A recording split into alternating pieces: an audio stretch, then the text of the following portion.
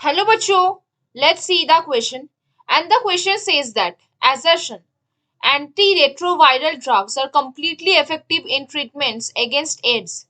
Reason: AIDS virus is a retrovirus with single-stranded as RNA as genetic material.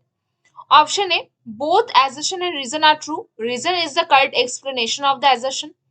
Option B, assertion and reason are true, but reason is not the correct explanation of the assertion.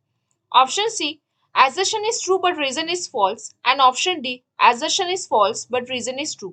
तो आ जाओ बच्चों, थोड़े से की concept के ऊपर बात कर लेते हैं, चीजों को अच्छे समझते हैं तो क्वेश्चंस को हम बहुत इजीली और बहुत अच्छे से सॉल्व कर सकते हैं, है ना बच्चों। तो देख लेते हैं, आ जाओ।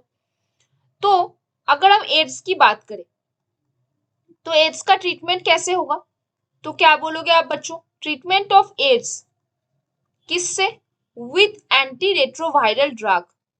किससे बच्चों? विथ एंटी रेट्रोवायरल ड्रग्स जो होता है वो कभी भी कॉम्प्लीटली इफेक्टिव नहीं होता। हमेशा कैसे इफेक्टिव होता है? ये पार्शियली इफेक्टिव होता है। कैसा होता है? पार्शियली इफेक्टिव होता है। कैसा होता है बच्चों? ये हमेशा हमारे लिए पार्शियली इफेक्टिव होता है ना। तो देखो, हमें एजर्शन में बोला गया है कि जो एंटी रेट्रोवायरल ड्रग है वो कभी भी कंप्लीटली इफेक्टिव नहीं होता। तो हमारे लिए ये वचन कैसा है बच्चों? फॉल्स है, कभी भी कंप्लीटली इफेक्टिव नहीं होगा। अभी अगर हम सेकेंड स्टेटमेंट पे बात करें तो हम सेकेंड स्टेटमेंट पे क्या बोल सकते हैं? हम ये बोल सकते हैं कि एड्स का, अगर हम एड्स में एंटी रेट्रोवायरल ड्रग डाल रहे हैं उस पेशेंट पे, तो हम उसका लाइफ को प्रोलॉन्ग करेंगे बट उसका डेथ को हम प्रिवेंट नहीं कर सकेंगे। तो हम ये क्या लिखेंगे? दे कैन ओनली, क्या बोलेंगे बच्चों? They can only prolong the life, मतलब लाइफ को बढ़ा सकता है, prolong the life of the patient, of the किस चीज का बच्चों? पेशेंट का लाइफ बढ़ा सकता है बट उसको डेथ से कभी प्रिवेंट नहीं कर सकेगा। बट कैन नॉट प्रिवेंट, क्या नहीं कर सकेगा? कैन नॉट प्रिवेंट, क्या नहीं करेगा बच्चों? Can not prevent death, death से उसको बचा नहीं सकेगा, है ना। अभी अगर हम नेक्स्ट स्टेट में बात करें तो उस नेक्स्ट स्टेटमेंट पे हम क्या लिख सकते हैं?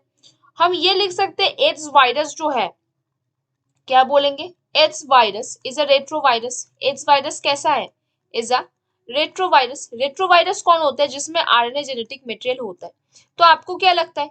रेट्रोवायरस है तो इसमें क्या जेनेटिक मटेरियल होगा? ऑब्वियसली विथ, क्या बोल सकते हो? सिंगल स्ट्रैंडेड आरएनए कैसा प्रेजेंट है? As genetic material. तो इसके लिए जेनेटिक मटेरियल क्या है बच्चों? सिंगल स्ट्रैंडेड आरएनए है। इसीलिए हम इसको क्या बोल रहे हैं? रेट्रोवायरस बोल रहे हैं। तो हमारा जो रीजन है वो बिल्कुल क्या है बच्चों? ट्रू है। तो आ जाओ ऑप्शंस में, एजर्शन एंड रीजन दोनों ट्रू है क्या? बिल्कुल नहीं। फिर से बोले एजर्शन एंड रीजन दोनों ट्रू है, बिल्कुल नहीं। फिर बोले assertion is true reason is false, ये तो बिल्कुल उल्टा कर दिया है। फिर बोले assertion is false and reason is true, ये तो सही है। तो हमारे में कौन सा सही आंसर हो गया बच्चों? Option D. कौन सा हमारा सही आंसर हो गया बताओ जरा? ऑप्शन डी, कि एजर्शन फॉल्स है और रीजन यहाँ पे ट्रू है। तो बच्चों, hope you understand the question very well. Best of luck बच्चों।